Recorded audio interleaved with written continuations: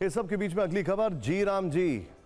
ये कोई नया संबोधन नहीं है, बल्कि रोजगार गारंटी से जुड़ा वो बिल है जिस पर उत्तर से दक्षिण तक बवाल मचा है। विपक्ष तो छोड़िए, सहयोगी भी सरकार से टकराते दिख रहे हैं।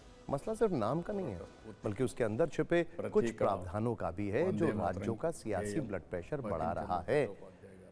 कहने वाले तो ये भी कह रहे हैं कि मनरेगा तक तो ठीक था, लेकिन एक धन विशेष जी राम जी नाम कैसे बोल पाएगा। वैसे दर्शकों को बता दें कि ये बिल का एब्रिविएशन यानी छोटा फॉर्म, शॉर्ट फॉर्म यानी संक्षेप है। पूरा नाम है वीबी जी राम जी, यानी विकसित भारत गारंटी फॉर रोजगार एंड आजीविका मिशन, ब्रैकेट्स में ग्रामीण रूरल सेक्टर के लिए है। केंद्रीय कृषि मंत्री शिवराज सिंह चौहान ने आज ये बिल लोकसभा में पेश किया। ग्रामीण इलाकों में रोजगार के लिए पहले से मनरेगा योजना है जिसे खत्म करके ये स्कीम शुरू की जाएगी। लिहाजा जैसे ही बिल पेश हुआ, सदन के अंदर हंगामा होने लगा। विपक्ष ने महात्मा गांधी के अपमान का आरोप लगाया। कांग्रेस सांसद प्रियंका गांधी तो काफी गुस्से में दिखी। उन्होंने कहा कि सरकार को नाम बदलने की सनक है। महात्मा गांधी मेरे परिवार के नहीं, मेरे परिवार जैसे ही हैं। कांग्रेस सांसद शशि थरूर ने कहा कि महात्मा गांधी का नाम बदलना सही नहीं है, राम का नाम बदनाम ना करो। कृषि मंत्री शिवराज सिंह चौहान ने सवाल किया कि कांग्रेस की सरकार ने भी जवाहर रोजगार योजना का नाम बदला था, तो क्या ये पंडित नेहरू का अपमान था। सरकार के इन तर्कों से विपक्ष संतुष्ट नहीं हुआ। वो चाहता था कि केंद्र इसे स्थायी कमेटी को भेजे, लेकिन सरकार की तरफ से जब कोई आश्वासन नहीं मिला तो विपक्ष भड़क गया। प्रियंका गांधी की अगुवाई में कुछ सांसद प्रदर्शन करने लगे। कांग्रेस के कुछ सांसद पुरानी संसद भवन की छत पर पहुंच गए। वहां खड़े होकर उन्होंने विरोध प्रदर्शन शुरू कर दिया। पहले आप देख लीजिए कि आज संसद के अंदर से लेकर बाहर तक क्या कुछ हुआ, फिर आपको बिल पर चल रही अपनों की राजनीति के मायने समझाएंगे। भी जी राम जी, विकसित भारत जी राम जी बिल 2025 को सभा में पूरा स्थापित करने की अनुमति दी जाए।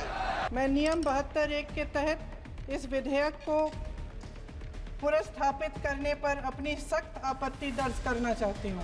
हर योजना का नाम बदलने की जो सनक है, ये समझ में नहीं आती है। इस विधेयक द्वारा केंद्र का नियंत्रण बढ़ाया जा रहा है और जिम्मेदारी घटाई जा रही है। कांग्रेस तो यूपीए तो केवल मनरेगा लेके आई थी, लेकिन हमने 8,53,810 करोड़ रुपया गरीबों के कल्याण के लिए खर्च किए। और आज भी माननीय अध्यक्ष महोदय, तकलीफ क्या है, 100 दिन की गारंटी के बजाय हम 125 दिन की गारंटी दे रहे हैं। काम सर, जो 100 दिन का अधिकार आपने 125 करने की बात की है, लेकिन इसमें वेतन की बढ़ोतरी, आपकी जो मजदूरी की बढ़ोतरी है, इसकी कोई बात नहीं है। महात्मा गांधी जी मेरे परिवार के नहीं थे, लेकिन मेरे परिवार जैसे ही हैं और इस पूरे देश की यही भावना है सर। जब बापू हमारे दिलों में बसते हैं, उनका हम पूरा सम्मान करते हैं। और बापू ही कहते थे राम राज, पता नहीं क्यों जी राम जी नाम आ गया तो ये भड़क गए। गहन जांच पड़ताल और व्यापक चर्चा के लिए इसे कम से कम स्थायी समिति के पास भेजा जाना चाहिए और कोई विधायक किसी की निजी महत्वाकांक्षा, सनक और पूर्वाग्रहों के आधार पर न तो पेश होना चाहिए और न ही पास होना चाहिए। वैसे नई योजना में हिंदी और अंग्रेजी वाला विवाद भी है। कांग्रेस के बड़े नेता पी चिदम्बरम ने सरकारी विधेयकों में हिंदी के इस्तेमाल की आलोचना की है। उन्होंने कहा है कि मैं संसद में लाने वाले बिलों के टाइटल में अंग्रेजी के अक्षरों में लिखे हिंदी शब्दों के इस्तेमाल की सरकार के तौर तरीके का विरोध करता हूं। खैर, कल हमने इसी शो में बिल से जुड़े ज्यादातर प्रावधानों को कवर किया था एक प्रश्नोत्तरी के जरिए। जैसे नया एक्ट लागू होने पर 125 दिन रोजगार की गारंटी होगी, बुआई सीजन में मजदूरों को खेती के कामकाज के लिए छुट्टी मिल सकेगी। इन्हीं में एक प्रावधान यह भी है कि नई स्कीम में अब राज्यों को भी खर्च उठाना पड़ेगा। 40-60 का रेशो है, जो मनरेगा के वक्त ना के बराबर था। फिलहाल नए बिल पर विवाद के केंद्र में 2 बिंदु हैं। पहला, महात्मा गांधी का नाम हटाना, और दूसरा, राज्यों की तरफ से आपत्ति जताने की शुरुआत। पहले सवाल का जवाब हमने आपको शुरुआत में ही दे दिया। अब आते हैं दूसरे सवाल पर कि राज्य क्यों ऐतराज कर रहे हैं। असल में सरकार ने जी राम जी बिल में खर्च का प्रावधान बदल दिया है। नई रोजगार गारंटी स्कीम में केंद्र के साथ राज्यों को भी पैसे देने होंगे।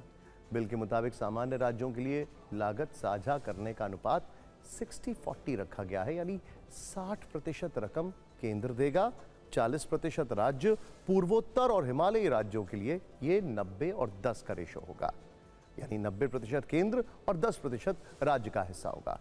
यहां यह भी समझना जरूरी है कि मनरेगा के वक्त राज्यों के ऊपर ऐसा कोई बोझ नहीं था। रोजगार के लिए खर्च का यही अनुपात राज्यों को चुभ रहा है। चिंता जताने वालों में पहला नाम आंध्र प्रदेश का ही है। वही आंध्र प्रदेश जहां एनडीए की सहयोगी टीडीपी की सरकार है, वही टीडीपी जो केंद्र की सरकार में अहम पार्टनर है, उसी राज्य की चंद्रबाबू सरकार से ऐतराज की आवाज उठी है। आंध्र प्रदेश के वित्त मंत्री ने कहा है, निश्चित रूप से फंड का बंटवारा चिंताजनक है। अगर हमें योजना के लिए अपने हिस्से की एक बड़ी राशि का इस्तेमाल करना पड़ा तो इससे राज्य पर बोझ पड़ेगा। आंध्र प्रदेश ने कहा है कि वो बिल के प्रावधानों को समझकर इसे लागू करेगी, लेकिन इससे होने वाले नुकसान का डर उसे अभी से दिखाई दे रहा है। एक सवाल यह भी है कि अगर ये योजना लागू हुई तो राज्यों पर कितना बोझ बढ़ सकता है। जी राम जी योजना को लेकर जो अनुमान लगाया गया है उसके मुताबिक उस पर सालाना कुल 1,51,282 करोड़ रुपए खर्च हो सकते हैं। इसमें केंद्र का शेयर 95,692 करोड़ होगा, जबकि राज्यों को 55,590 करोड़ का योगदान देना होगा।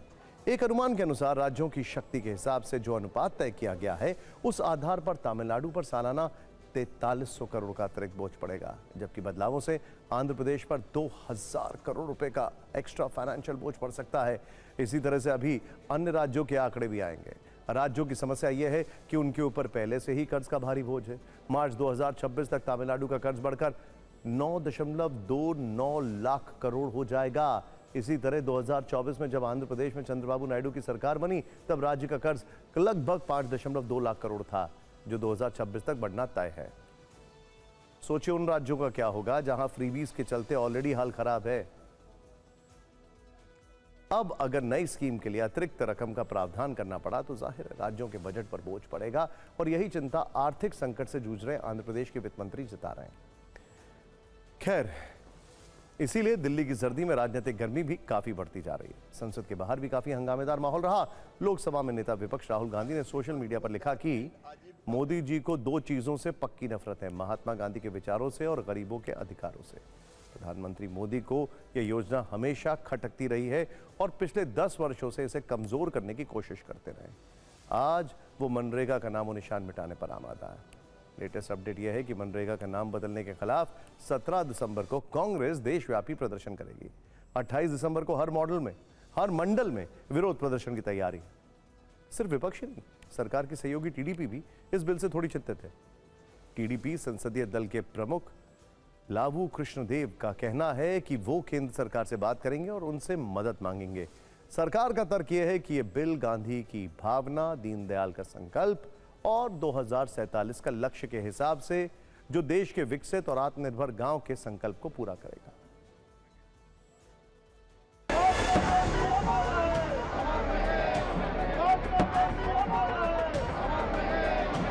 जिन्होंने प्रभु राम के भक्तों पर गोली चलाई थी वो आज राम की बात कर रहे हैं, गांधी जी की बात कर रहे हैं। कांग्रेस पार्टी ने गांधी जी का कितना सम्मान किया, उनके मूल्यों का कितना सम्मान किया। मैं तो एक ही बात कहूंगा, गांधी जी कभी परिवारवाद की बात करते थे क्या? राम जी के नाम से किसको विरोध हो सकता है, लेकिन महात्मा गांधी को आप मिटाने का प्रयास करते हैं तो ये अपनी कमजोरियों को छिपाने के लिए महात्मा गांधी का नाम स्कीमों से भी हटाना चाहते हैं। राजनीति और स्कीम इसलिए होनी चाहिए जिससे जनता को लाभ पहुंचे। मनरेगा से बहुत से लोग, मजदूरों को काम मिलता था, और फिर आप पूरा भार स्टेट गवर्नमेंट पे डाल दोगे, स्टेट सेंटर पे डालेगी। अभी बहुत सारी स्टेट्स को पैसा ही नहीं मिला है मनरेगा का, तो नाम बदलने से कोई बहुत बड़ा काम नहीं होने वाला है। गांधी से इतना नफरत क्यों?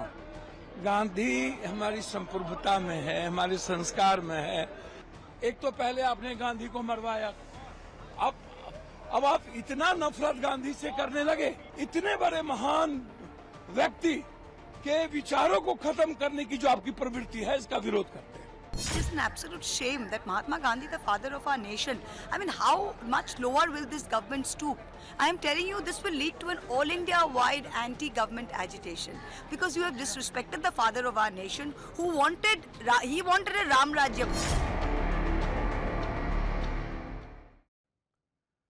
देखिए, सरकार का दावा है कि जी राम जी योजना के तहत 125 दिन के रोजगार की गारंटी होगी, जबकि पिछली स्कीम में 100 दिन का रोजगार दिया जाता था। लेकिन सच ये भी है कि पिछले 5 वर्षों के आंकड़ों को देखा जाए तो पूरे देश में किसी भी राज्य में औसतन 100 दिन का रोजगार नहीं दिया गया। मनरेगा के पिछले 5 सालों के आंकड़े देखें तो कई राज्य ऐसे भी हैं जो 50 दिन भी मजदूरों को रोजगार नहीं दे पाए। देखिए, पिछले 5 सालों का राष्ट्रीय औसत देखा जाए तो 2020 और 21 में 51 दिन, 2021-22 में 50 दिन, 2022-23 में 47 दिन, 2023-24 में 52 दिन, 2024-25 में औसतन 50 दिन का काम दिया गया।